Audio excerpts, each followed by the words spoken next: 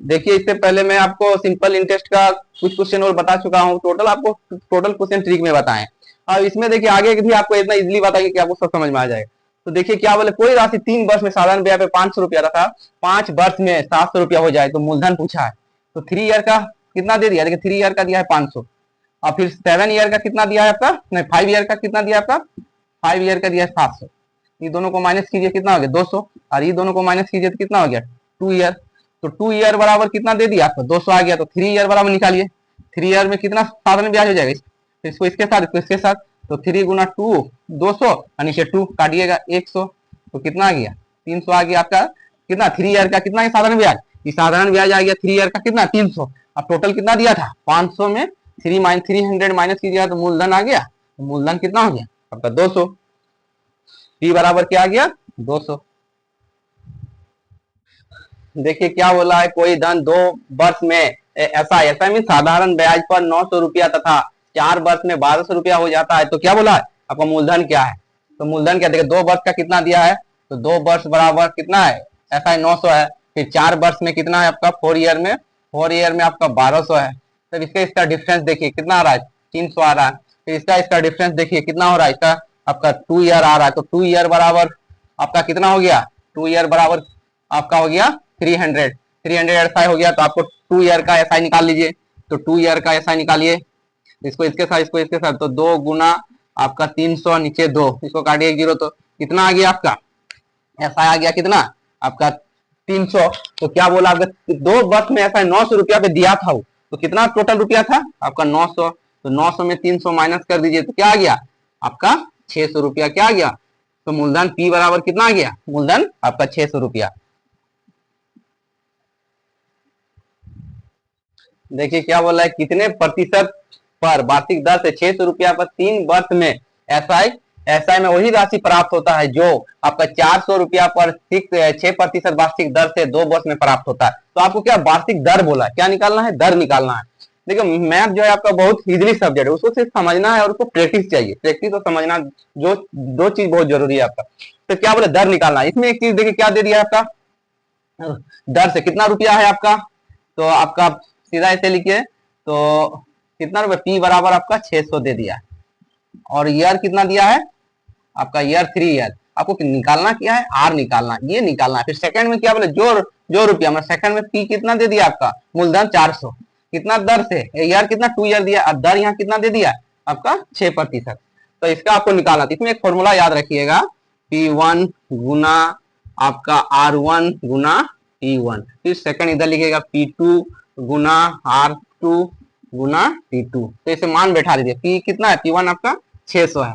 फिर गुना आपका इसमें R निकालना है, तो इसमें 3 ईयर दे दिया है T का मान। फिर इसमें कितना आपका मूलधन दिया है 400, इधर 6% दे दिया है दर, और T कितना दिया है 2 ईयर। तो इसको काटिए सीधा, 2 0 उड़ा दीजिए, फिर 6 आपका खत्म। तो इधर R बराबर क्या आ गया, इधर 8 आ गया, 4 दूने 8, इधर आपका 3। तो कितना आ गया R का मान, R का मान आ गया 8/3।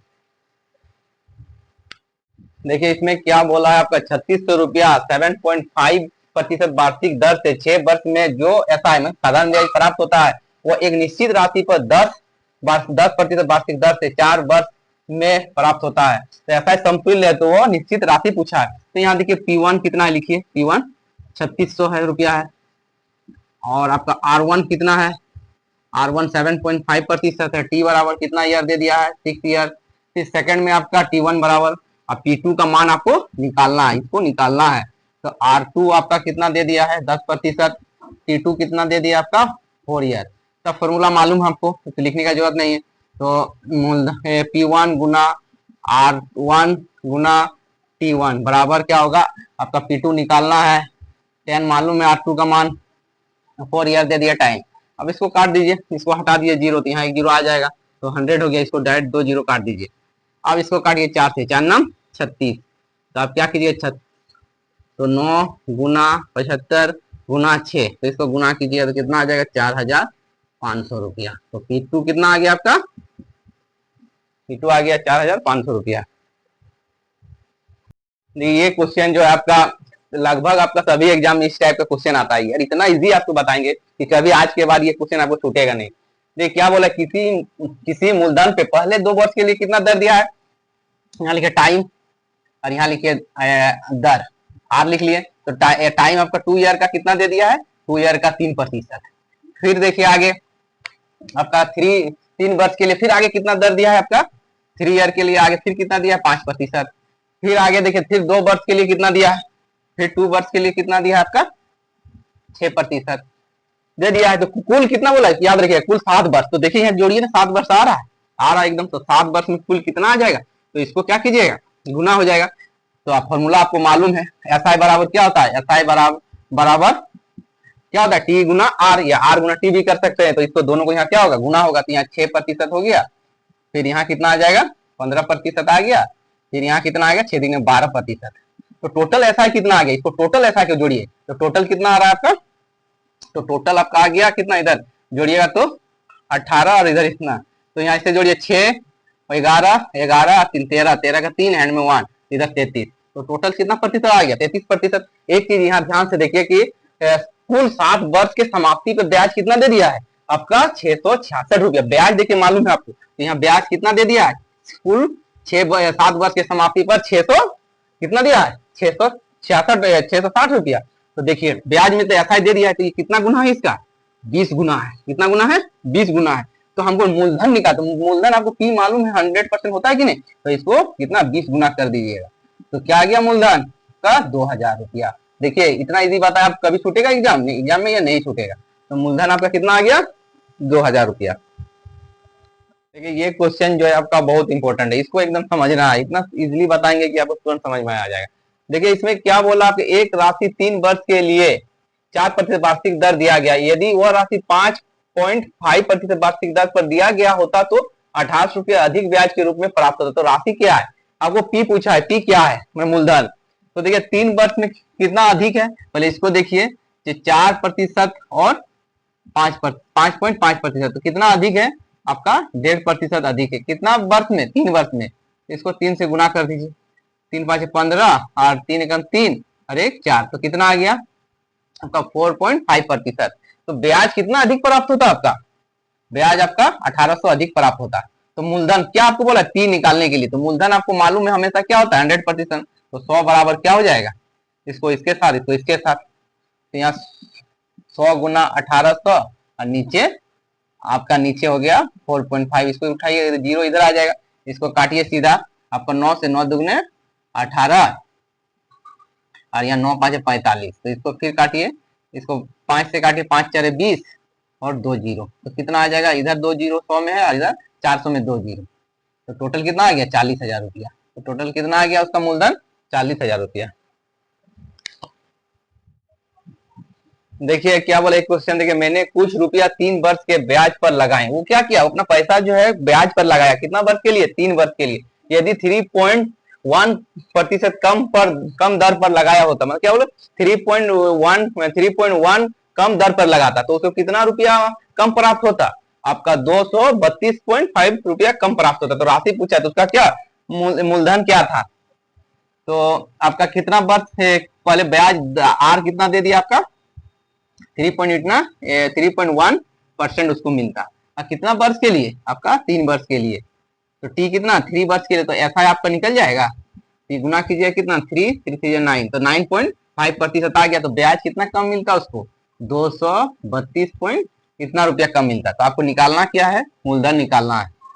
इधर चल जाएगा, ये इधर चल जाएगा, तो 232.50 और इधर आपका 100 और नीचे 9.3। इसको हटाइएगा तो क्या, नीचे 2 0 आएगा, 100 आएगा। फिर इसको हटाइएगा तो 1 0 ऊपर जाएगा, इसको सीधा काट दीजिए, 2 0 2 0।